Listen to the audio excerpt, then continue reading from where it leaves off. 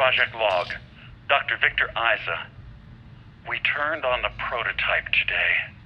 The gravitational field around it began to fold as we long suspected. Complete reversal of gravitational pull was observed on dozens of loose objects around the lab. Project Log, Dr. Judith Tatien. I watched the GravJet tests from the moon today. It was the first time we were able to talk to the team at Nova Galactic directly. So many things were under wraps before, but now everyone wants all the publicity they can get. I'm already seeing proposals for manufacturing androids of drives, expeditions to Alpha Centauri and beyond. It's also overwhelming and worrying. It could take years, decades, before we know what all these side effects of operating a grav drive can be. But no one wants to hear that right now. Like a bunch of pioneers racing towards the edges of the frontier without knowing about the grizzly bears in the mountains.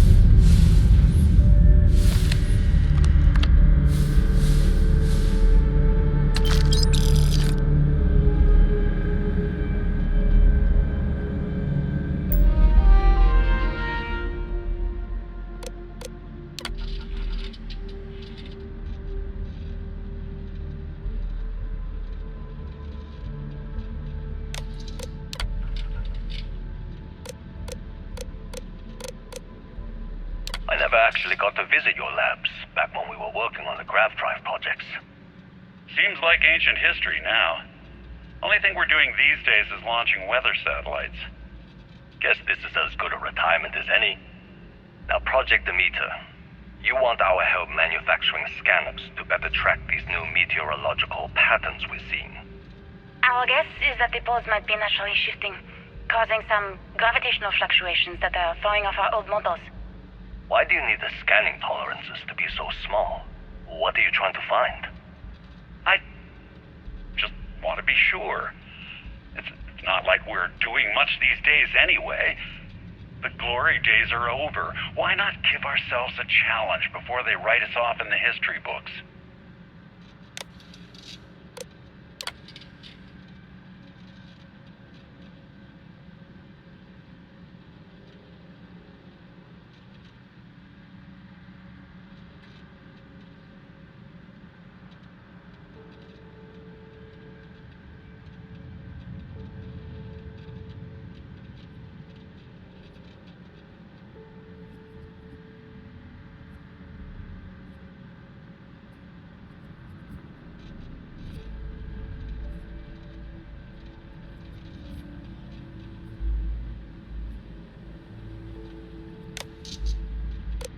I know what I'm seeing, Victor. The data coming back from the satellites is very clear. It's the grav drives. All those jumps from the moon. At this rate, Earth's atmosphere is going to start sputtering out into space. Can the drives be fixed? I'm working on some designs that should discreetly solve the problem, under the guise of an emergency update to the fueling pumps. We're talking about the end of Earth, and you're trying to be subtle about it. Judith, the last thing we need is people losing faith in grav drive technology. That might be our only option. To what? Are you seriously saying we should abandon Earth?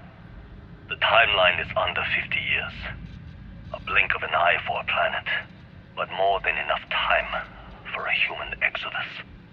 And what do we tell people? We say it's an act of God, one that science has found a solution for. Time for humanity to take its place in the stars. You knew, didn't you? You lied to me. All this time, I dedicated my life to this discovery, Victor. And you knew we were going to kill off our planet? You haven't seen the future I've seen. There's an infinite expanse of promise out there. A meteor could hit Earth, a plague, another world war. Colonizing other galaxies secures humanity's future for all coming generations, across all time. At the expense of our home. Stop it, both of you. All that matters is building enough ships to get everyone off this planet. And we need to start now. I'll draft up a statement. We'll need to address the entire international community. I'm sorry, Judith. There isn't a planet in this universe that will be far enough away from you, Victor. We are never speaking again after this is over.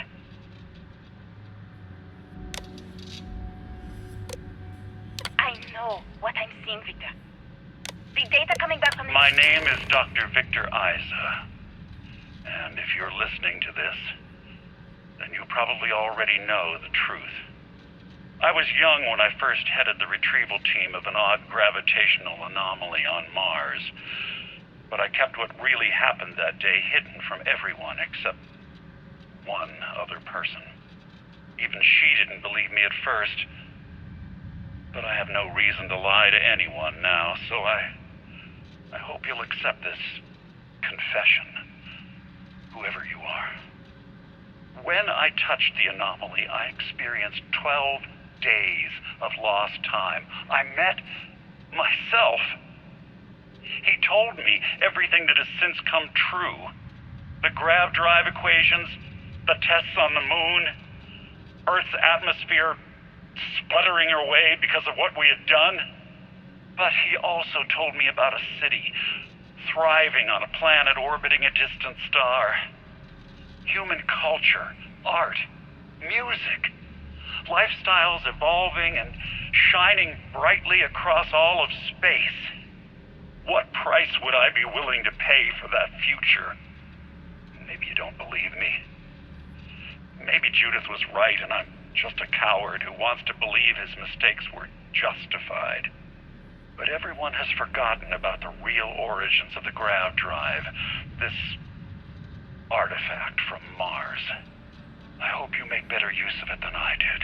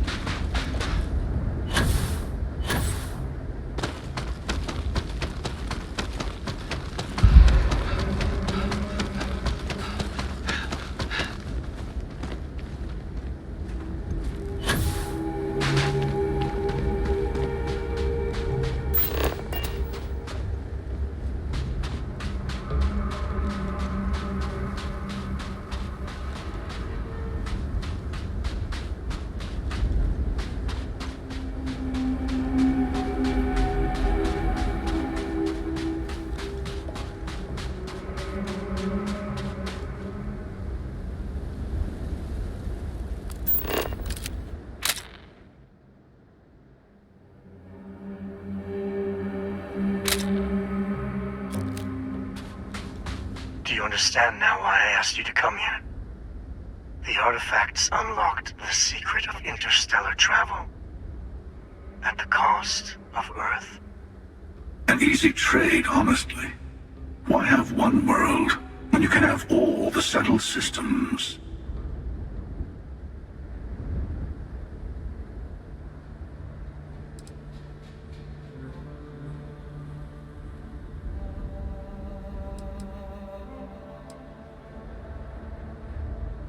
Don't you see? The power of the artifact forced human. How many would have chosen Earth? What gave Victor Isa the right to choose for them? You see the hypocrisy in what the emissary... In the wrong hands, the power of the artifacts can make anyone a tyrant.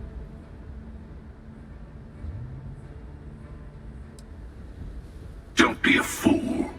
The emissary and I may have our differences, but you do not want to give us a common enemy. For once, he is right. Don't do this. We can collect the final pieces together.